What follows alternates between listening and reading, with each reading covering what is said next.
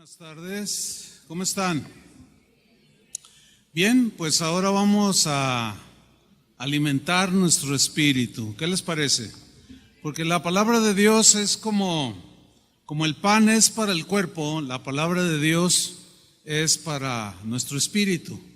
Así es que listos para comernos un buen trozo de filete. ¿Amén? Bien, voy a tocar un tema, el Dios de juicio y misericordia. Este va a ser el tema. Y voy a tomar el versículo de Santiago, capítulo 2, versículo 13, como base para nuestro tema.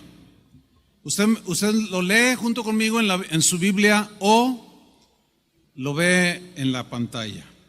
Voy a leer Santiago 2, versículo 13. Porque juicio sin misericordia se hará con aquel que no hiciere misericordia, y la misericordia triunfa sobre el juicio. México es un país donde existe mucha indignación contra los jueces. ¿Por qué? Porque son demasiado bondadosos con los criminales y no imponen los castigos que les corresponden. Y la impunidad tiene a muchos habitantes de este país muy resentidos. Todo el mundo clama por justicia. Para hacer justicia se necesitan jueces, pero todo el mundo clama, queremos jueces que hagan justicia. Nadie espera que los jueces hagan misericordia, sino que apliquen la justicia. ¿Sí? Todos queremos que los jueces sean imparciales, que no se inclinen hacia ninguna de las partes, sino por lo justo, que apliquen el castigo que merecen los delincuentes, para que la justicia y los ofendidos queden satisfechos. ¿Sí? Por otro lado, ¿qué sucede cuando nosotros somos los que cometemos las ofensas, las agresiones o hacemos daño a alguien? No clamamos justicia, ¿verdad que no? Clamamos misericordia. Suplicamos que la persona se apiade de nosotros. Por regla general, hermanos, entre los humanos, todos nosotros, la justicia y la misericordia, en el caso de las sociedades, no van de la mano. O sea, no se ve que operen igual. No, esperamos que en el caso de los jueces hagan justicia y punto. ¿Sí? Pero que la justicia y la misericordia funcionen juntas no se ve en realidad. En lo personal, yo no conozco a ningún juez que dicte una sentencia, ponga una sanción económica, una multa, y él pague la multa. ¿Conocen algunos? No, ellos simplemente hacen su trabajo. ¿Sí? Hacen un juicio, miran las pruebas y declaran culpable o inocente. Ese es su trabajo, pero nunca estamos esperando que sean bondadosos, misericordiosos. No. Porque la justicia y la misericordia no van de la mano en el caso de los seres humanos. Sin embargo, en Dios, y esta es la gran noticia para nosotros, en Dios sí encontramos esta característica. ¿Cómo pudo Dios combinar la justicia y la misericordia, que en apariencia son contradictorias? ¿Cómo le hizo Dios? Bueno, el sacrificio que Jesús hizo posible, que Dios mostrara en esa cruz su juicio, su justicia y su misericordia. Se lo voy a explicar. Voy a usar una ilustración. Una ilustración es una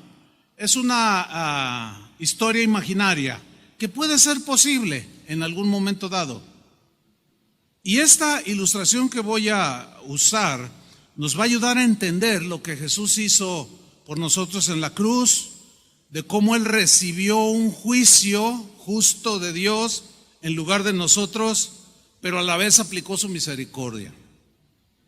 La ilustración dice así: dos hombres se conocieron siendo estudiantes en la Universidad de Derecho. Hicieron una gran amistad. Esa amistad duró sin alteraciones todo lo que duró de años la carrera de Derecho. Grandes amigos, se apreciaban muchísimo. Se graduaron juntos como abogados. Pero al final, cada uno tomó distintos caminos y perdieron el contacto entre ambos. Uno de los abogados llevó una vida íntegra, era un hombre muy trabajador, honesto, ejerció bien y con integridad su profesión. Este abogado prosperó en su carrera y con el tiempo llegó a ser juez. Mientras que el otro abogado vivió una mala vida que lo arrastró en una espiral descendiente que lo llevó a ser un delincuente. Un día, este abogado delincuente fue llevado ante un juez. Lo apresaron por haber cometido un delito. Lo metieron a juicio. Las pruebas contra este delincuente eran contundentes. El juez, cuando vio al delincuente, inmediatamente lo reconoció como su amigo de la universidad. El acusado estaba con la cabeza inclinada hacia el suelo, sin levantar la vista para mirar al juez. No se dio cuenta quién era el juez. El juez lo miró, aquel delincuente, y lo vio todo desalineado, triste, muy pensativo, lloroso, en total bancarrota. Así lo miró el juez. De pronto, este juez se dio cuenta que estaba en un dilema en su interior. De pronto se dio cuenta que sus sentimientos empezaron a pelear entre sí. ¿Por qué? Porque tenía enfrente a un querido amigo al que genuinamente apreciaba, y por otro lado tenía la posición de un juez, por lo cual él debería de ser justo. Simplemente no podía librar a ese hombre. Pero por otro lado quería ser bondadoso, misericordioso y ayudar a su amigo, y se vio en ese dilema. Así que él tomó la siguiente decisión. Como juez, le impuso una multa bastante onerosa como justo castigo por el delito cometido, el cual fue encontrado culpable. El delincuente, al escuchar el monto de la sanción, levantó su vista y miró al juez y le dijo: señor juez, no tengo dinero, tendré que pagar con cárcel mi delito, estoy en total bancarrota. Y justo al mirar al juez, fue en ese momento que reconoció que era su amigo, el de la universidad, y sonrió levemente y pensó en su corazón: me va a ayudar, me va a dejar libre. Enseguida le dice al juez: ayúdame, amigo. El juez respondió: mira, como juez no puedo ayudarte, tengo que sentenciarte. Tienes que pagar tu sanción porque has cometido un delito y la justicia exige que pagues. No te puedo ayudar como juez. Este juez dictó la sentencia, hizo justicia. ¿Cuántos quisieran jueces así? ¿Sí o no? Yo pensé que no. Este juez le ratificó la sentencia. Le dijo: amigo, eres culpable. Esto es lo que merecen tus acciones. Se ha hecho un juicio justo y debes pagar por tu delito. Si no tienes dinero, pagarás con cárcel. Lo siento mucho. Ese fue el veredicto. De pronto sucede algo inesperado. El juez se pone en pie, baja de su estrado, se acerca a su amigo, le da un abrazo, saca una chequera y escribe un cheque por la cantidad exacta que el culpable debía de pagar. Se lo entregó a su amigo y le dijo: amigo, como juez yo no te pude ayudar, tuve que dictar la sentencia, pero como amigo que te aprecia y te ama, yo voy a pagar la multa para que seas libre. Este fue un acto de juicio, justicia y misericordia. Ahora, esta ilustración nos ayuda a entender un poco lo que Dios hizo con nosotros. Vamos a ver. Dios mismo enfrentó el dilema que enfrentó el abogado. Dios nos creó, nos amó, nos colmó de bendiciones. ¿Cuántos le dan gracias? Nos colmó de bendiciones a los seres humanos. Pero nosotros nos rebelamos. Nosotros decidimos pecar por nuestro libre arbitrio y caímos en un pozo sin fondo. Llegamos a la total bancarrota como el abogado delincuente. El juez justo, que es Dios, tuvo que dictar una sentencia porque éramos culpables, por cuanto todos pecaron, dice la Escritura. ¿Y cuál fue la sentencia que dictó el juez justo, que es Dios? La muerte, la pena de muerte. Romanos 6:23 dice: la paga del pecado es la muerte. Ese fue el veredicto para ti y para mí. Fuimos hallados culpables. Todas las evidencias demostraron que éramos mentirosos, que éramos tacaños, que robábamos, que maldecíamos, que estafábamos. Algunos asesinaron, otros eran narcotraficantes. Todos éramos culpables y fuimos sentenciados a muerte. Dios, como juez justo, tenía que dictar una sentencia, hermanos, porque su santidad y su justicia, el Dios justo, le impedía hacerse de la vista gorda, esconder el expediente o recibir soborno. Imposible en Dios. Los jueces de la tierra eso lo hacen todos los días. Pero Dios no, Dios tuvo que dictar una sentencia. Un justo pago por nuestros delitos y pecados, la muerte. Sin embargo, entre Dios y los seres humanos había una relación más estrecha de creación directa de Dios. Una relación mucho más profunda que la de estos dos abogados. El Padre Celestial nos amó más de lo cual que cualquier padre de familia puede amar a sus hijos.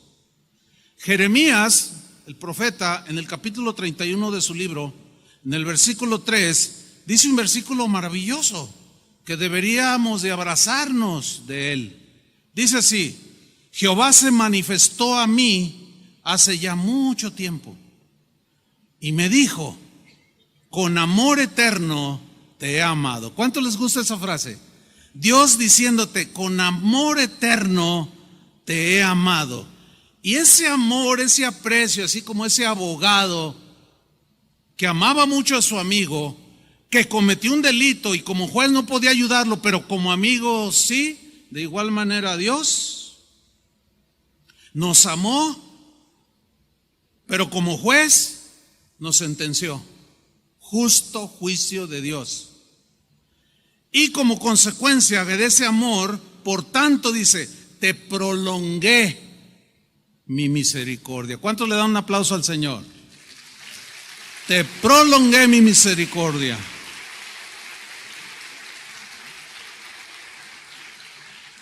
Sin embargo, a diferencia de este juez terrenal, Dios no pagó dinero para liberarnos a nosotros, no.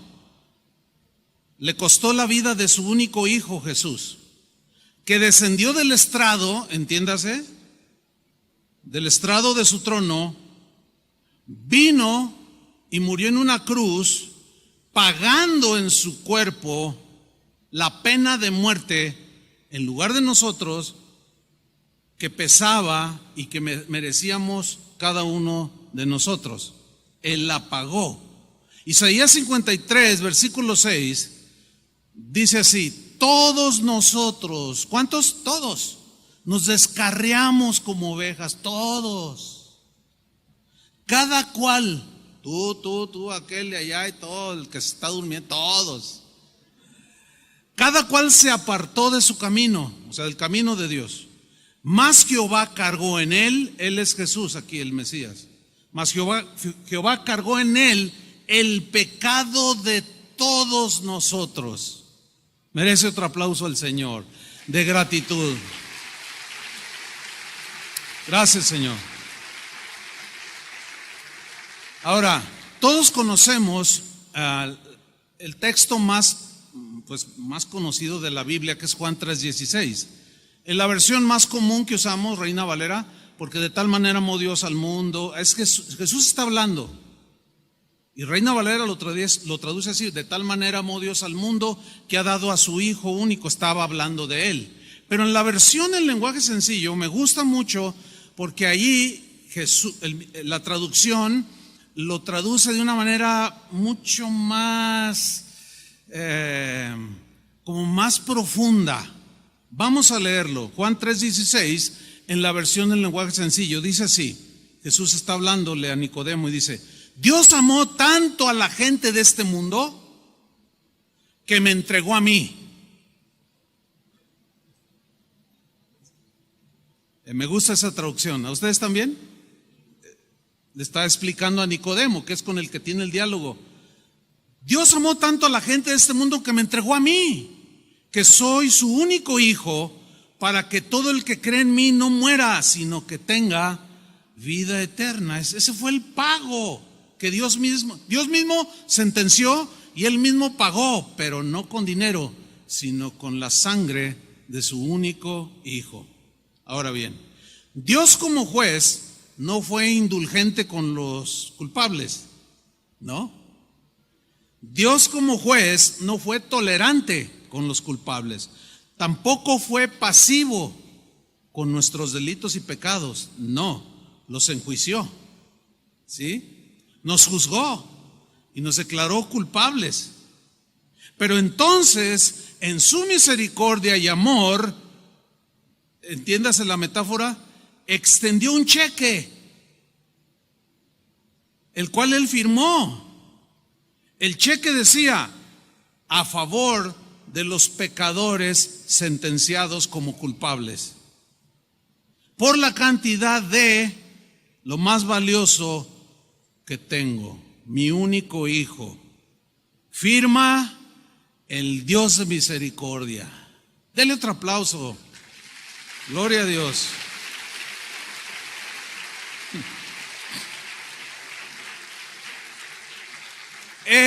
Realmente es maravilloso cuando entendemos esto. La ilustración nos ayudó, ¿no es cierto? Ahora bien, acuérdense que en las verdades de Dios siempre podemos decir que tenemos el lado A y el lado B. Bueno, el lado A ya se coció, la tortilla ya se coció por el lado A.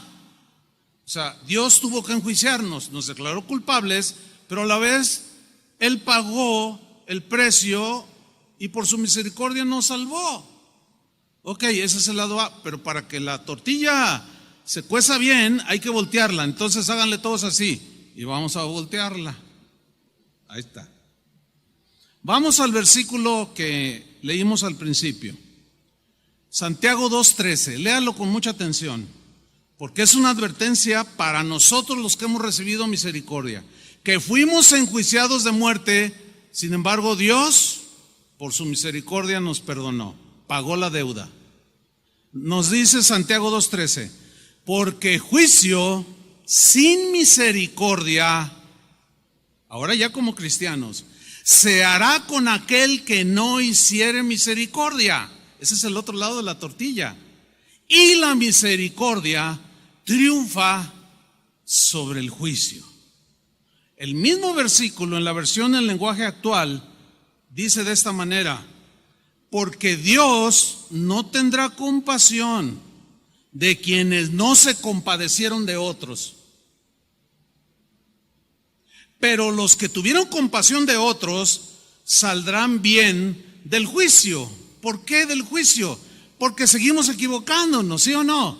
Y seguimos apareciendo como culpables cuando cometemos algún error. Pero si hacemos misericordia con el que los comete contra nosotros y aplicamos la misericordia, entonces cuando nosotros los cometemos, lo que sembramos cosechamos. Seremos tratados con misericordia. Eso es lo que está diciendo aquí Santiago.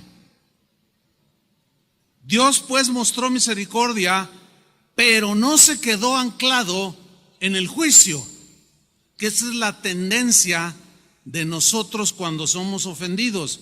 Nos quedamos anclados en el juicio. Él me hizo esto, ella me hizo aquello. Oye, pero necesitas considerar que debes de perdonar. No, pero es que me lastimó y tú no sabes lo que me causó, el dolor que me causó. Tengo años y no he podido superarlo. Oye, pero así como tú recibiste misericordia, tienes que... No. Y se quedan anclados en el juicio. Sí, probablemente lo más seguro es que los que te ofendieron son culpables. Pero tú te has quedado anclado en el juicio contra los demás. Y Santiago dice, la misericordia triunfa sobre el juicio. Miqueas, que es uno de los profetas que aparecen en la Biblia, en el capítulo 7, versículos 18 y 19, habla de Dios de una manera extraordinaria. Es la mejor palabra que pude encontrar. Y dice Miqueas 7, 18 y 19, ¿qué Dios como tú? Dice, ¿qué Dios como tú? Ni Apolos, ni Zeus, ningún dios de los griegos que estaban alejados, no se interesaban de cómo estaban sus adoradores. Pero el Dios creador, Miqueas dice, ¿qué Dios como tú que perdona la maldad y olvida el pecado del remanente de su heredad? ¿Quién como tú, Señor? No retuvo para siempre su enojo. Habla de la paciencia de Dios. Porque se deleita en misericordia. Esta palabra deleitarse, en el hebreo, la idea es de sentir una profunda satisfacción de haber hecho algo como hacer misericordia. Dios se complace más en hacer misericordia que en hacer juicio, pero tiene que hacer juicio.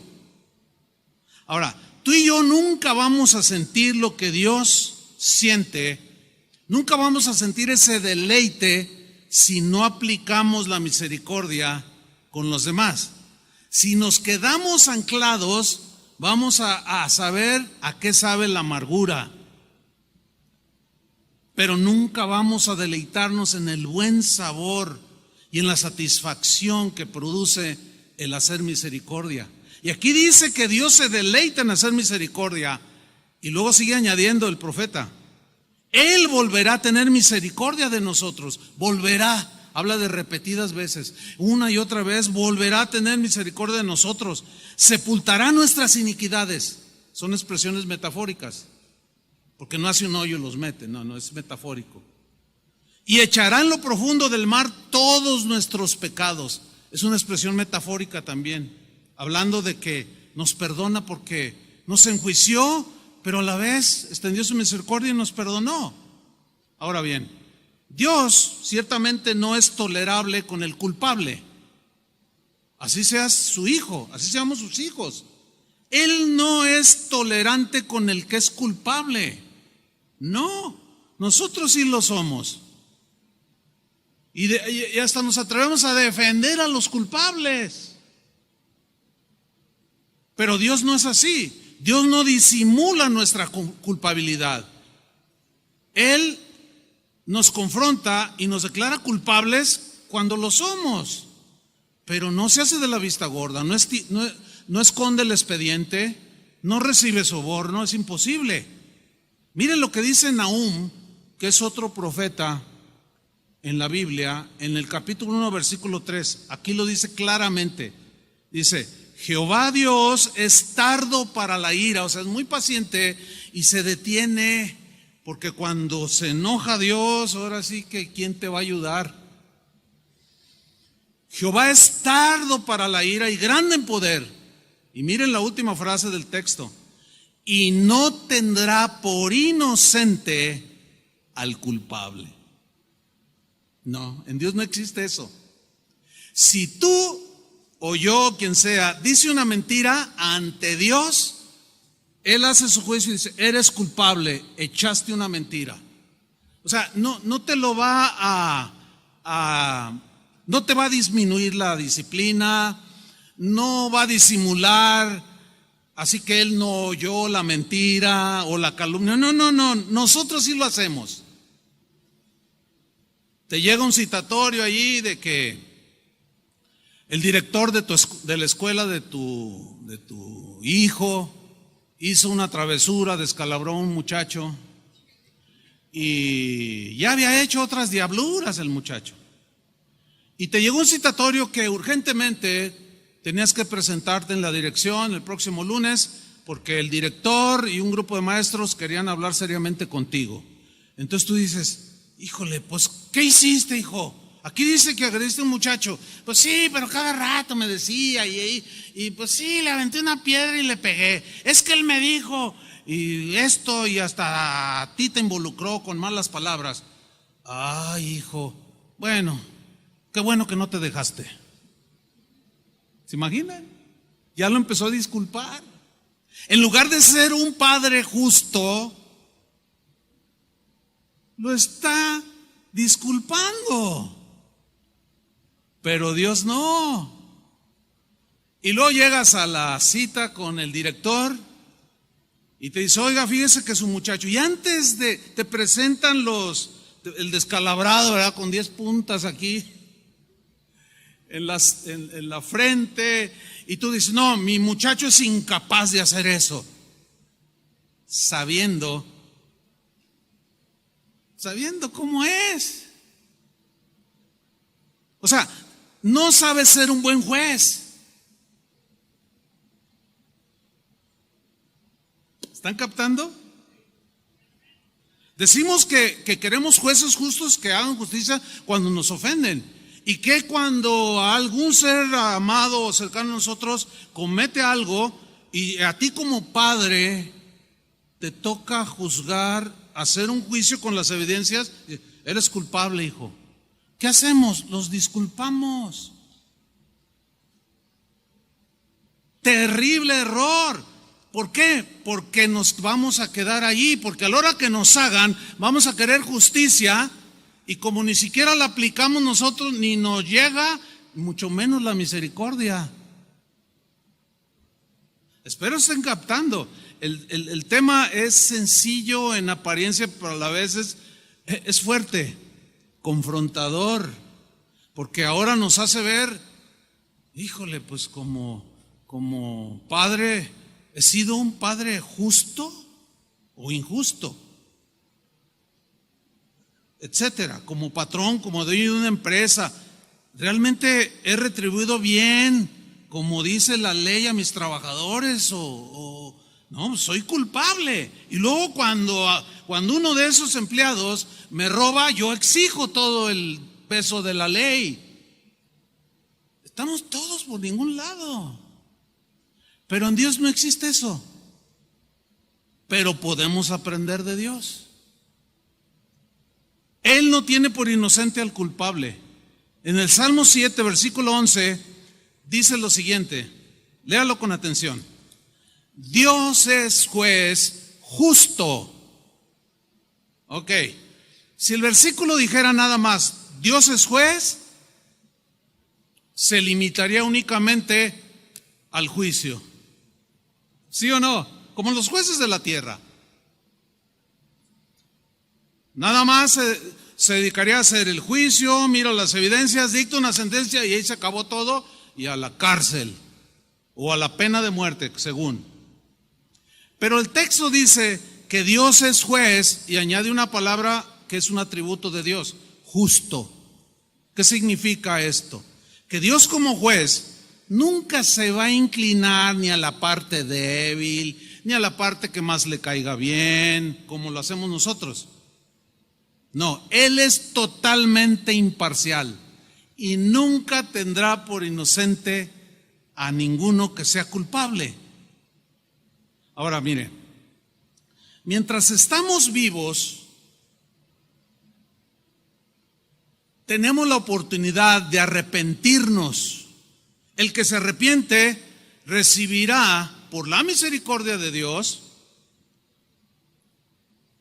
el logro de Jesús en la cruz, porque acuérdense que Dios puso a su Hijo como pago para ponerse en nuestro lugar para recibir la sentencia que tú y yo merecíamos. Eso ya está hecho. Y una persona culpable, todos los seres humanos somos culpables de algún pecado. Bueno, mientras estemos con vida, tenemos la oportunidad de que esto se aplique a nosotros si nos arrepentimos. ¿Sí? Si no se arrepiente una persona, le espera solamente el juicio de Dios.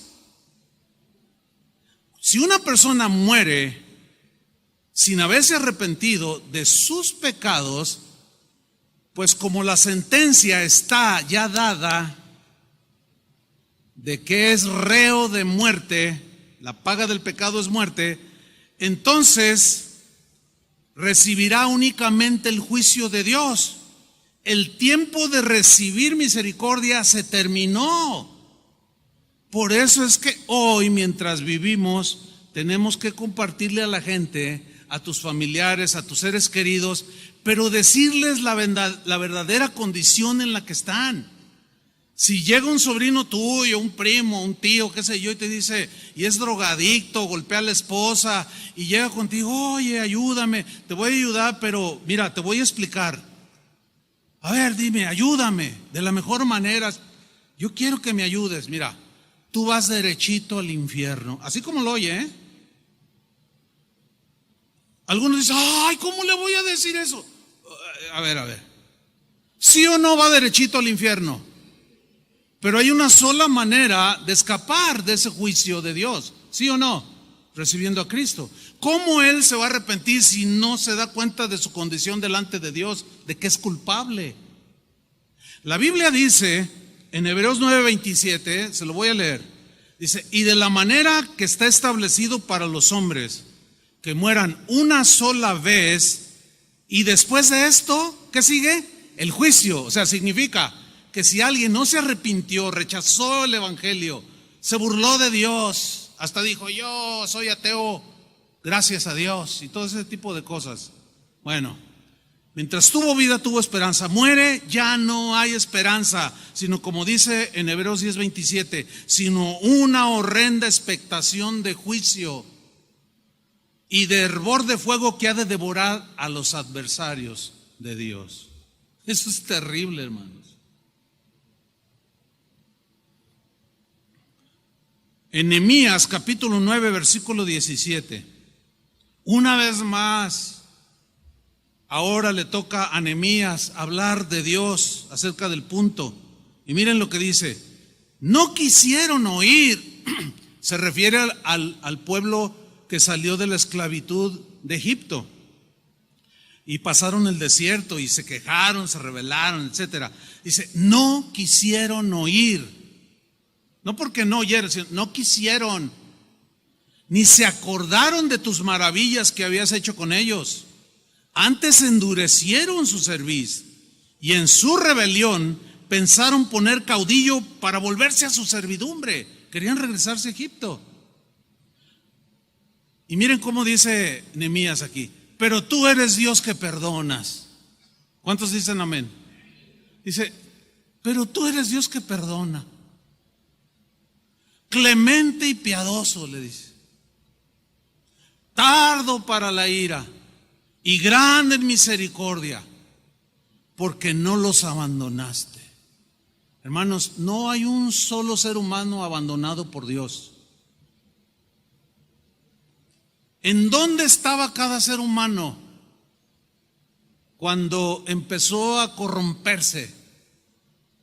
Estaban en el corazón del Padre y estaban en la cruz de Cristo. Dios no dejó abandonado a nadie. Nosotros somos los que no queremos caminar con Dios, los que no queremos amar a Dios, mucho menos obedecerle. Pero Dios, cualquiera que se acerca a Él con corazón sincero, lo recibe y lo perdona, ¿sí o no? Porque no los abandonaste. La misericordia triunfa sobre el juicio. Esa frase significa que la misericordia es más grande que el juicio. Y Dios se complace y se deleita en aplicar la misericordia, aunque es necesario que aplique juicio también.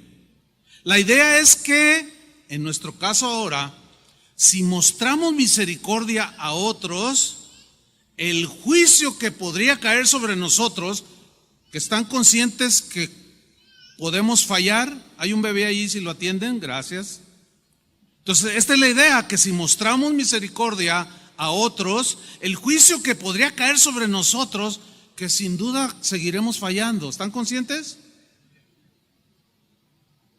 Pues será superado por la misericordia de Dios, si somos misericordiosos. Unas preguntas para hacer un breve examen de nuestro corazón. Vamos a examinarlo y vamos a responder ahí en el silencio del corazón.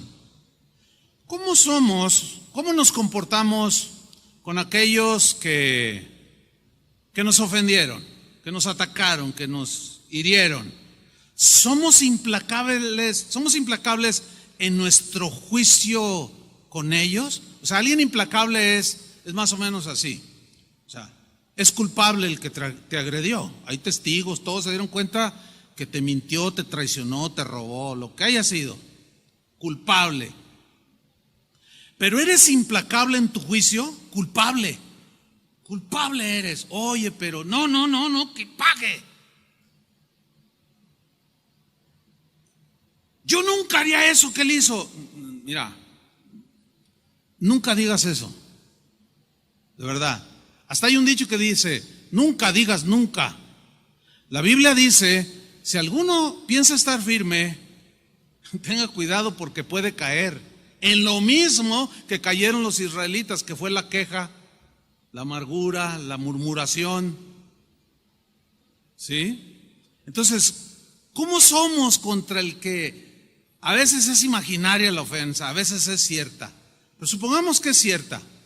¿Cómo somos en el juicio? No, de plano. Y a todo mundo cuando comentamos, a todo mundo le decimos, no. O sea, no existe la mínima posibilidad de que tú extiendas misericordia sobre él. ¿Cómo te comportas ahí? ¿Te complaces más en hacer ese juicio que en hacer misericordia? ¿O somos de los que mostramos más misericordia con los que más amamos y nos caen bien? Aquellos que, pues no, esos te ofenden, te hacen algo y no, los desapareces de tu vida de manera completa. Los borras del mapa. ¿Cómo somos? Hermanos, aquí la advertencia. Nunca olvidemos que la manera en que tratamos a los demás debe ser con más misericordia que juicio. Ahora, no estoy diciendo que lo disculpes, ¿no? Porque si es culpable, pues tiene que disculparse y Dios va a tratar con él. Y ahí está el veredicto, culpable. Pero ¿tú qué vas a hacer con el culpable? ¿Qué hizo Dios con los culpables? ¿Qué debemos hacer nosotros con los culpables? Esa es la manera correcta de corresponder a la misericordia recibida. Si no mostramos misericordia con aquellos a los que condenamos con juicio severo, cuando nosotros cometamos algún error, no se nos va a mostrar misericordia, hermanos. porque te anclaste ahí en el juicio y no vas a recibir misericordia. Fíjate lo que dice Mateo 6:14, cuando Jesús está enseñando a sus discípulos y les habla acerca, al final de la oración del Padre Nuestro, dice: perdona nuestras deudas u ofensas, como también nosotros perdonamos a los que nos ofenden. ¿Se acuerdan de esa oración, no? Bien, en el versículo 14 Jesús dijo: porque si perdonáis a los hombres sus ofensas, os perdonará también a vosotros vuestro Padre Celestial. Pero miren el 15. Mas si no perdonáis a los hombres sus ofensas, tampoco vuestro Padre, nos está hablando a cristianos, tampoco vuestro Padre os perdonará vuestras ofensas. Órale. ¿Lo están entendiendo, cristianos? Algunos es muy probable que estén anclados por años. Tienen años anclados en su juicio de manera inflexible. Culpable, culpable, culpable, me hizo, y culpable, culpable. Pasa un año, 2, 15, 20, y culpable, culpable. Te anclaste. Por eso es que no has recibido la misericordia de Dios cuando la has necesitado. Por eso el vacío del espíritu y del corazón. Por eso el tropiezo tras tropiezo. Dios no te ha olvidado.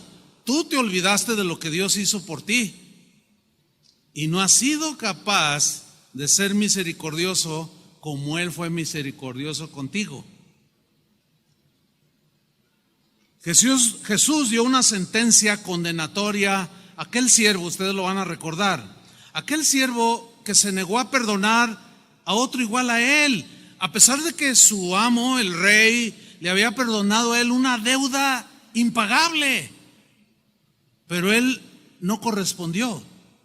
Es una ilustración, se llama parábola, que es un ejemplo que Jesús puso, la parábola de los dos deudores, así se conoce, como un ejemplo para ilustrar lo que Dios hizo y lo que nosotros debemos de hacer, que en el caso de este siervo no correspondió. Vamos a leer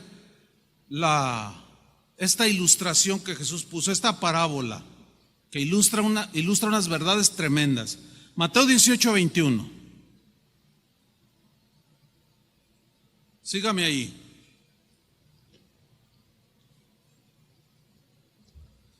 Entonces dice, Jesús está hablando del perdón aquí, en los versículos anteriores.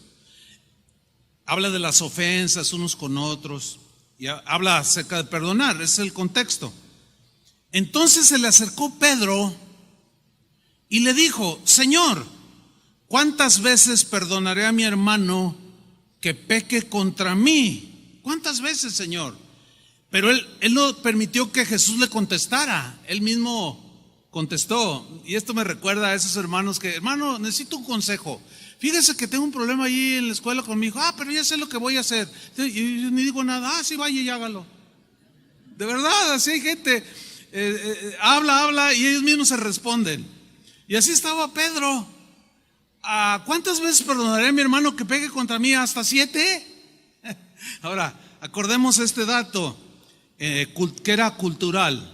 Los rabinos del tiempo de Jesús, contemporáneo obviamente de Pedro, enseñaban no de la Biblia o no del Antiguo Testamento, sino enseñanzas que ellos pues se les imaginaron, como hoy muchos inventan sus doctrinas, ¿no? Y estos rabinos llegaban a decir: cuando tu enemigo te ofenda o alguien te ofenda, perdónalo. Si lo vuelve a hacer una segunda vez, perdónalo. Pero si lo hace 3 veces, ya no lo perdones. Entonces está oyendo de Jesús que hay que perdonar. Y él se acuerda de esa enseñanza y dice: bueno, ahí se ve un buen corazón de Pedro, pero siguió con sus limitaciones. No era lo suficiente bueno. Porque él dice: bueno, los rabinos me enseñaron 3, pero yo le añado otros 3 para mostrar que yo quiero ser un hombre que perdona, así como Dios me perdonó a mí. Y todavía le voy a añadir uno para que sean 7, porque 7 es el número de Dios, el que habla de totalidad. Jesús le dijo en el versículo 22, no te digo hasta 7. O sea, Pedro, no le pongas límite al perdón. ¿Acaso yo te puse límite? ¿Te dije hasta 7? Nada más 7 errores te tolero, Pedro. ¿Le dijo eso? No. Y nosotros sí ponemos límites. Y Jesús dice, no te digo hasta 7, sino aún hasta 70 veces 7.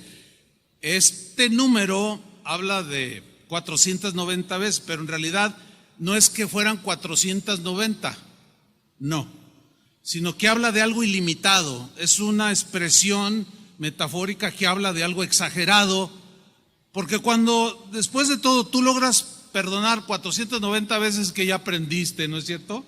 Pues imagínate, 1, 2, 3, 4, 200. Entonces Jesús en el versículo 23 le dice, mira, el reino de los cielos es como esto, Pedro. Es semejante a un rey. Ese rey representa a Dios, obviamente, que quiso hacer cuentas con sus siervos. Y comenzando a hacer cuentas, le fue presentado uno que le debía 10,000 talentos. En alguna ocasión yo hice el cálculo y era una cantidad que, para resumir el punto aquí, ni viviendo 90 vidas de 80 años podía pagar con un buen salario. O sea, significa 10,000 talentos, una deuda impagable, que representa la deuda que nosotros teníamos con Dios, que era impagable y no se podía pagar con dinero, y se tuvo que pagar con la vida de su hijo único. Eso representa los 10,000 talentos, deuda impagable. A este, dice, como no pudo pagar, ordenó su señor venderle, y a su mujer e hijos y todo lo que tenía, para que se le pagase la deuda. Entonces aquel siervo, postrado, esa palabra postrado significa derribado literalmente, aquí sí, derribado, todo desparpajado en el suelo, hecho un guiñapo, postrado así, todo mal, le suplicaba y le decía, Señor, ten paciencia conmigo y yo te lo pagaré todo. Pero lo vio en tan condición, dijo, pobre hombre, ¿cómo me va a pagar? Ni viviendo 90 vidas. Eso es una deuda impagable. Entonces, como vio la condición, así como la del abogado, que no podía pagar, pues aquí en el ejemplo dice, el señor de aquel siervo, versículo 27, fue movido a misericordia.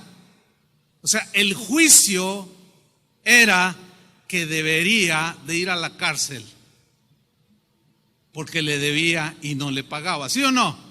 Ok. Pero, ¿qué sucede aquí? Como él suplicó, este rey fue movido a misericordia y le soltó y le perdonó la deuda.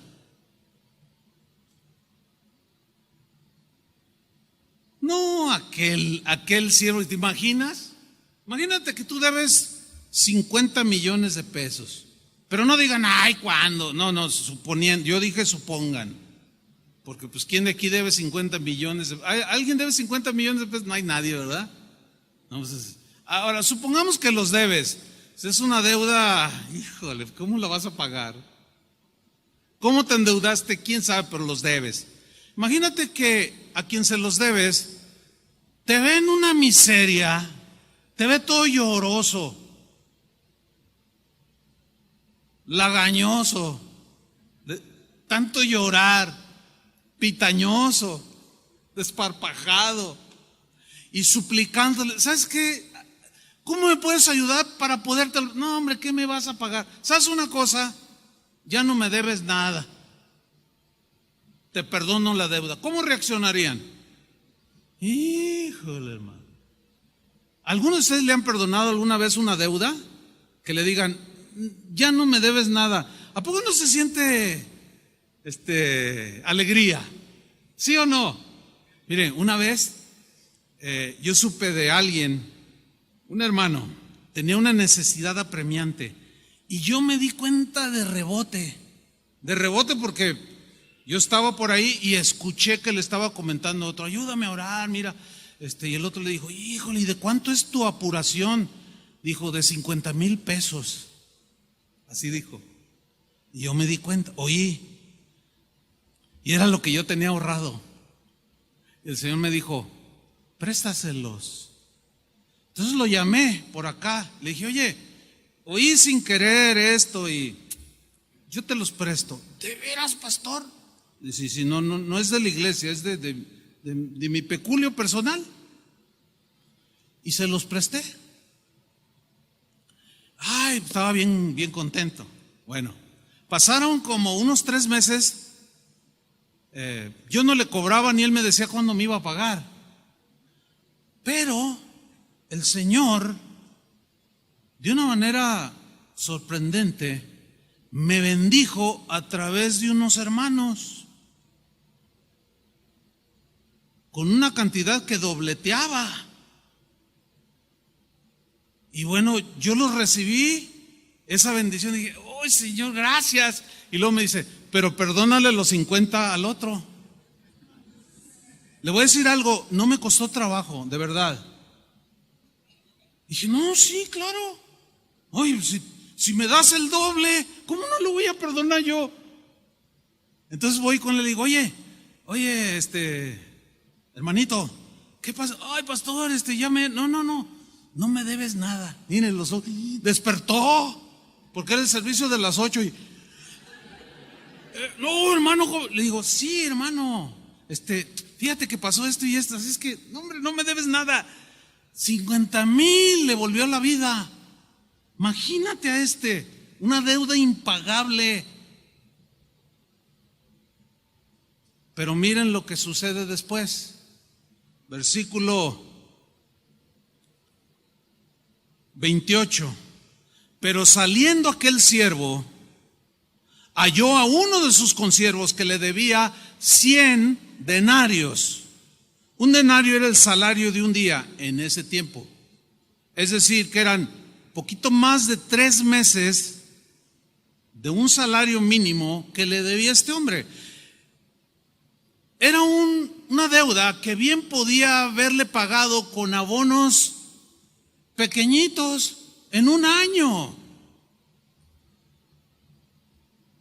Pero dice que haciendo de él, el verbo en el griego habla de un tomarlo violentamente y estrujarlo y sacudirlo. Y haciendo de él lo estrujaba y lo sacudía y le ahogaba. O sea, significa que lo levantaba en peso y aún con las ropas y lo ahogaba, casi lo estrangula. Diciendo, págame lo que me debes. Ahora, ¿era justo que le pagara los 100 denarios? ¿Sí o no? Sí, por supuesto. Y si él no los pagaba, por lo que haya sido, ¿sería justo ser llevado a un juicio? ¿Sí o no? Sí. Ahora, el juez que lo iba a enjuiciar por esa deuda daba el veredicto y culpable y tienes que pagar y reintegrar y aparte una multa. ¿Era justo? Sí. Era justo. Entonces, él hizo lo justo. ¿Qué hizo? Entonces su consiervo, postrado a sus pies, es la misma palabra que describe cuando él estuvo postrado, todo esparpajado, lloroso. Le rogaba diciendo, ten paciencia conmigo y yo te lo pagaré todo. Versículo 30, mas él no quiso. ¿Ve cómo es algo de la voluntad? No es de que si siento bien o no. Miren, los mandamientos de Dios, ahí es donde algunos cristianos se confunden. Los mandamientos de Dios son para ser obedecidos. No son opcionales a realizarlos. No es si tú quieres, obedece. Si te sientes bien, hazlo. Si te nace del corazón, hazlo. Algunos deducen mal en una lógica equivocada y dicen, no, es que si yo hago eso sin que me nazca del corazón, soy un hipócrita, dicen. Entonces, Abraham sería un hipócrita porque él no sentía sacrificar a su hijo. Sin embargo, él estuvo a punto de hacerlo, ¿sí o no? ¿Era un hipócrita? Díganme. No. Entonces piensan mal, deducen mal. No es que si siento bien o siento no, y si lo hago no sintiendo bien o que me nazca soy un hipócrita. Es una lógica equivocada. Los mandamientos son para ser obedecidos. O los obedeces o no. No hay otra opción.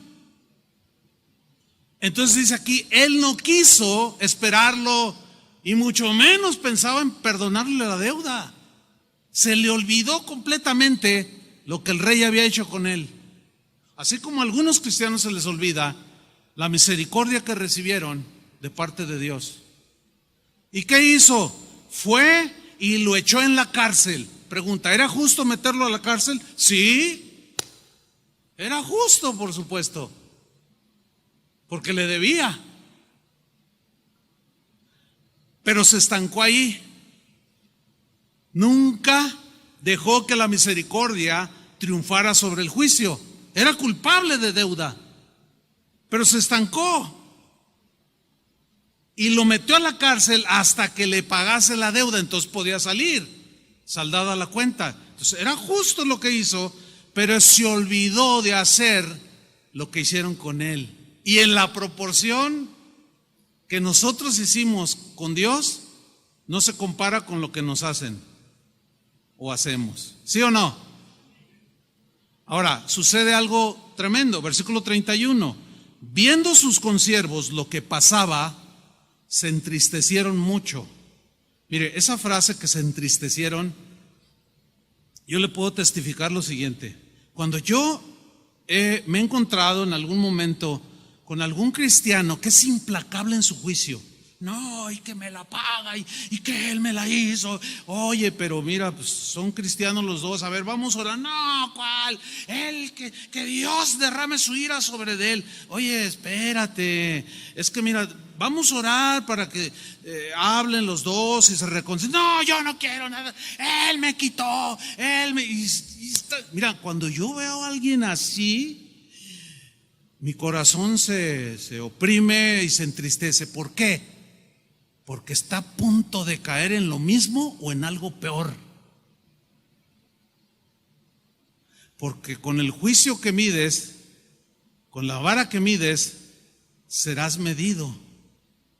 Así de una manera implacable, olvidándote de la misericordia, de esa manera Dios lo hará también. Porque no correspondiste. Y eso es terrible, hermanos. Entonces se entristecieron mucho y fueron y refirieron a su señor todo lo que había pasado. O sea, le contaron al rey. Entonces, llamándolo el Señor, le dijo: siervo malvado. Imagínate que Dios te dice: ven acá, mujer malvada. Ay. O ven acá, hombre malvado. Que Dios le diga al que lo perdonó: eres un malvado. ¿Cómo te atreves a hacer lo que hiciste olvidándote de lo que yo hice por ti? Eres un malvado, le dice. Toda aquella deuda te perdoné porque me rogaste y te vi todo en bancarrota. Y me rogaste, ¿no? Y me pediste misericordia y te la otorgué. Y luego le hace la pregunta del millón. Versículo 33. ¿No debías tú también tener misericordia de tu consiervo, como yo tuve misericordia de ti? ¿Cuál es la respuesta? Pues sí, pero ni siquiera respondió. Seguía montado en su macho, como decimos acá en México, en su implacable juicio. Me debe y me paga, me debe y me paga. Oye, pero yo te perdoné lo impagable. Pues no me importa, que me pague mis 100 denarios. Híjole. ¿Qué tuvo que hacer el juez justo? Aquí que representa a Dios, este rey. Entonces su señor, enojado, le entregó a los verdugos hasta que pagase todo lo que le debía. O sea, lo metió a la cárcel. Pero aquí hay algo que implica algo bien tremendo, hermanos. La deuda era impagable. ¿Cuánto iba a durar para pagarle la deuda? ¿Cuánto iba a durar en la cárcel? Siempre. Versículo 35. Así también mi Padre Celestial hará con vosotros, si no perdonáis de todo corazón cada uno a su hermano sus ofensas. Hijo de madre. Yo no sé, hermanos, cómo ven, cómo están recibiendo este mensaje. No lo sé. Pero déjenme terminar con una historia verídica. Esta no es una ilustración, esto no es una parábola ni una metáfora. Es una historia real que sucedió en este mismo lugar donde yo estoy parado, en este púlpito, hace aproximadamente entre 10, 12, 15 años, no tengo la fecha exacta, pero ya tiene un buen tiempo. ¿Qué sucedió? Hubo una convocación de parte de unos pastores que venían de Estados Unidos para venir y ministrar a los pastores de esta ciudad. Y a mí me contactaron para ver si podía prestarles el auditorio, y accedimos, lo prestamos. Y entre estos predicadores venía uno que era pastor evangelista, un hombre ya llegando casi a los 80 años, y empezó a ministrarnos. Tony Martín del Campo lo tradujo ese día. Y mientras él estaba predicando y ministrándonos, dijo: no tengan celos entre ustedes, los pueden destruir. No tengan envidia entre ustedes, los puede destruir. No tengan celos entre ustedes, los pueden destruir. Les voy a contar una historia, dice, que me pasó a mí. En la ciudad donde yo vivo, Dios me dio un ministerio grande. Mi iglesia es de 15,000 personas y muchas otras iglesias. Pero en la misma ciudad había un pastor que tenía un ministerio muy reconocido también. No voy a decir los nombres, no tiene caso, pero es real. Dice, pero este pastor evangelista era mundialmente conocido, más que yo, y eso me provocaba celos y envidia. Y aparte su iglesia era más grande, tenía cerca de 20,000 personas. Tenía algunos miles más que yo, y eso me provocaba bronca dentro. Ay, sí, se cree mucho. Ay, sí, pero yo le voy a... Y había una competencia, y luego nos ministraba, que no debe de haber entre ustedes. Dice, un día alguien vino y me dijo: oye, hay esta acusación en contra de fulano de tal, o sea, aquel del cual él sentía envidia. ¿Cómo? ¿Y qué tan verídica es esta acusación? Es una acusación grave. ¿Y qué tan verídica? Dice, hay algunas pruebas, y me entrega las pruebas. Dice, cuando vi aquello en mis manos dije, esta es mi oportunidad para destruirlo. Yo voy a investigar más. Contrató investigadores, él mismo contó esto. Le tomaron fotos, escritos, correos, pruebas contundentes de que este pastor evangelista vivía una doble vida, vivía en inmoralidad. Tenía las pruebas en la mano. Cuando las tuve, dice, y lloraba el hombre, dice, convoqué a los periodistas de la ciudad y les dije, les tengo una gran noticia. Me gocé tanto, sentía yo un regocijo de que él fuera culpable y que fuera quitado de mi competencia y de mi camino. Y cuando yo lo expuse con las pruebas, yo miré la reacción de los periodistas, que era de asombro, porque era un hombre bien respetable y respetado. Y presenté las pruebas y dentro de mí sentía como una alegría. Eso merece un juicio tremendo, va a venir sobre de él. Pues sí, de 20,000 le quedaron 300 personas. Un día Estos periodistas corrieron a entrevistar al acusado y él lo negó. Y él presentó todavía más pruebas y ya se hizo viral aquello en ese entonces. Se corrió la noticia y él no tuvo más remedio que reconocer que había pecado. Le pidió perdón a su congregación, visiblemente conmovido y arrepentido, pidió perdón. De 20,000 quedaron 300 personas. Se fueron.